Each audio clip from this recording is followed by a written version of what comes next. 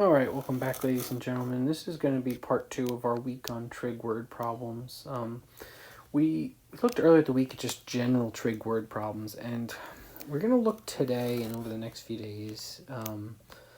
You'll have your typical 3 or 4 days to do this assignment, but we're going to be looking specifically at questions that really dive into using vocabulary, angle of depression, and angle of elevation. So to discuss what these are, let's first start by just considering you go outside and you're just standing and you start looking ahead. So you look and you decide that you want to look up at the sun. So you change your head position and you're now looking at the sun. Well, that angle, okay, this is, let's not use that symbol just yet. That angle X that you raise your head to look up, that is the angle of elevation. Okay, so new scenario is, let's say that, you are on a mountain. Okay, so still take you into account.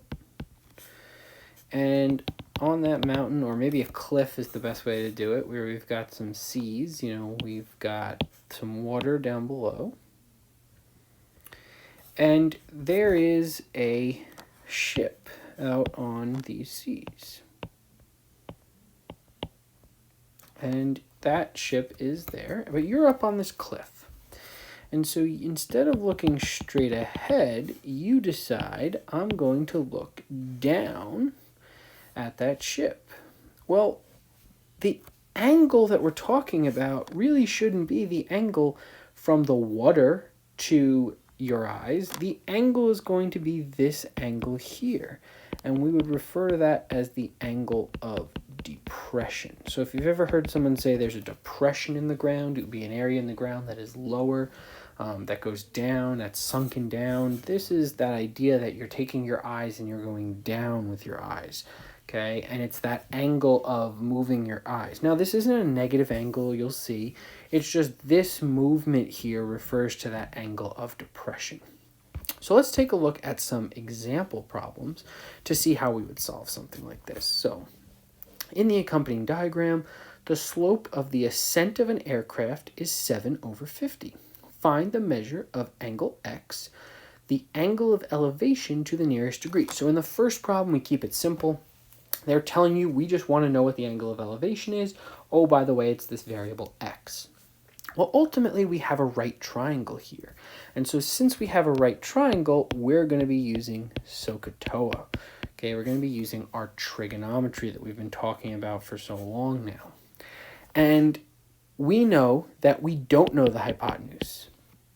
We do, however, know that the opposite side is 7 and the adjacent or next to side is 50. So since we know about the opposite and the adjacent, we're going to be using tangent. So the tangent of angle X is going to be equal to the opposite over the adjacent. So now let's plug in those numbers. We don't know what X is, so we're going to just have 7/50. And because we're dealing with tangent here and we don't know what X is, we're going to be using arctangent of 7/50. And that will be equal to X. Now they've asked us to round to the nearest degree. Okay, so again, I always remind you, make sure you're in degree mode. So we're going to be using second tan 7/50.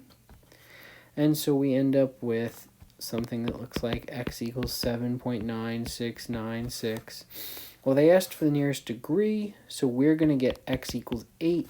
And remember from last time, all we want you to plug in is that 8. Okay, that's all we're looking for you to plug in.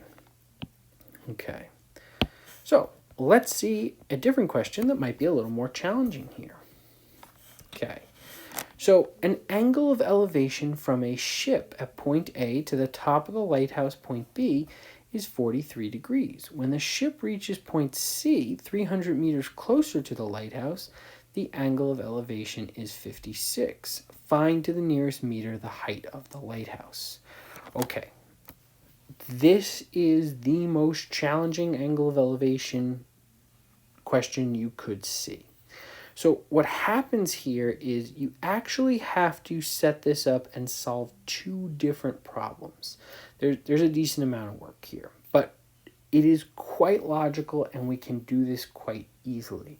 But you gotta show your work here. So let's talk about what we're doing here. They're asking us to find the height of the lighthouse to the nearest meter. So I'm gonna call that height x. So I'm being asked to find x. Now, I know nothing about the length of either AB or CB. So ultimately, I'm only going to be able to deal with certain things. Now, the other issue is I don't know what this distance is here. The 300 is only the distance from A to C, so I'm going to call that y. So what I'm going to be doing here is setting up two different tangent equations. One tangent equation that will cover triangle BCD, and one tangent equation that will cover triangle ABD. Okay, so these tangent equations that I'm using, and again, I'm using tangent because I know opposite and adjacent sides. I don't have any information about either hypotenuse, so I'm using tangent. So I'm going to set up the first one for triangle. Let's do ABD. That's the triangle in blue. So for that triangle, I'm going to have the tangent of 43 degrees is equal to opposite over adjacent. So for that triangle, it will be x over y. And then for triangle BCD, I'm going to have the tangent of 56 degrees equal to x over y minus 300. All right, I've removed this little piece here because I'm only looking at this measurement here. Okay, so now that I've got that information, what do I want to do here? Well, ultimately, I need to solve for x. And since I need to solve for x, that would mean if I could get rid of y, that would be pretty good. So let's see if we can get rid of y, if we could do something like that. So let's see if we could take the first equation and solve for y. Let's see if we can do that. So in taking the first equation, we're going to take tangent of 43, and that is equal to x over y. And I want to solve for y, so I'm going to set over 1 and cross multiply. And that's going to get me y times the tangent of 43 is equal to x. But I want it to be equal to y, so I'm going to divide by the tangent of 43. And so I'm going to get y equals x over the tangent of 43. Now I'm going to take this y, which happens to be the same as this y, and I'm going to plug in. So I'm going to get the tangent of 56 is equal to x over the tangent of 43 minus 300. Okay, now this is the equation that I'm going to be using, and what I'm going to be trying to do here is to solve this equation. Now, you might be tempted to go to the calculator. Don't go to the calculator, because if you go to the calculator, you're going to be rounding too early. What I do want to do here, though, is cross multiply, meaning I want to get tangent of 56 times x over tangent of 43 minus 300 equals x. And I'm going to distribute here, okay, meaning I will get x tangent of 56 over tangent of 43 minus tangent of 56 times 300 equals x. And what I will do is I will I will bring this term, the x tan of 56, tan of 43, over so that both my x's are on the same side here. This is just an algebraic move. Okay, that's going to leave me with minus the tangent of 56 times 300 is equal to x minus x tangent of 56 over the tangent of 43. Okay, now I'm going to factor out an x here on the right-hand side, meaning I'll get 1 minus the tangent of 56 over the tangent of 43 is equal to the negative tan of 56 times 300. Okay, now I know I'm going a little all over the page here, but I'm going to be dividing by this term here on both sides so that this term crosses out. So what I end up with is the negative tangent of 56 times 300 divided by 1 minus tangent of 56 over the tangent of 43. And that's going to be equal to x. So let's go ahead and plug that into our calculator. We definitely want to use alpha y equals. We're going to get negative tangent of 56 times 300 on top. And then on the bottom, we're going to get 1 minus, and this is where we need to put another fraction into our fraction, tangent of 56 and then tangent of 43.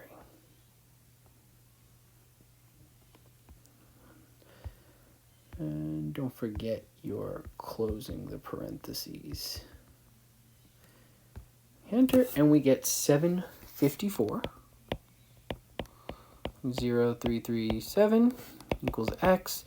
We are being asked to round to the nearest meter. And remember, we don't want the x equals, we just want 754. A lot of information there. What I have to tell you is it's got to be broken down into steps. I said this was the hardest you could ever see a problem like this get. They don't show up often. But when you do see a problem like this, you need to break it down into steps. You need to first create one triangle, set up the tangent equation. Then take the other equation, set up the tangent equation. Now, for those of you asking, well, why did you eliminate y and why not eliminate x?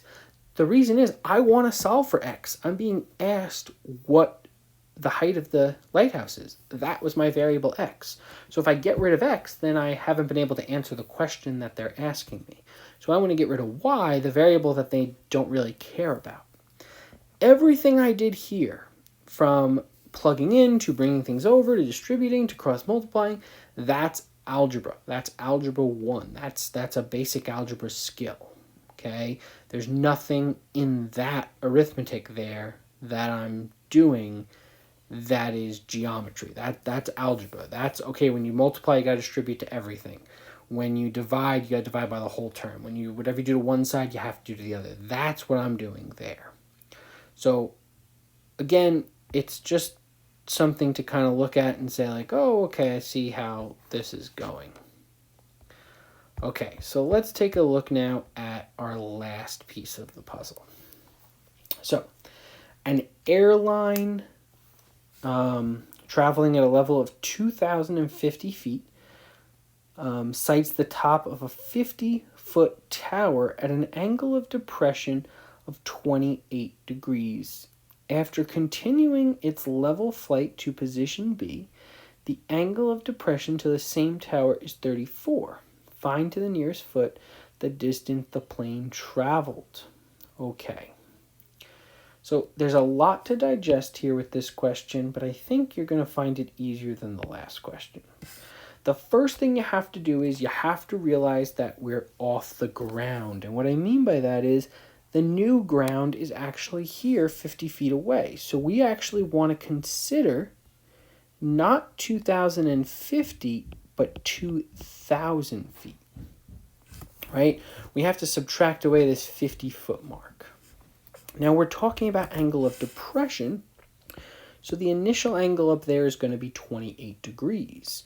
The future angle, what do I mean by future angle? Well, I mean the angle that we eventually get to, that is going to be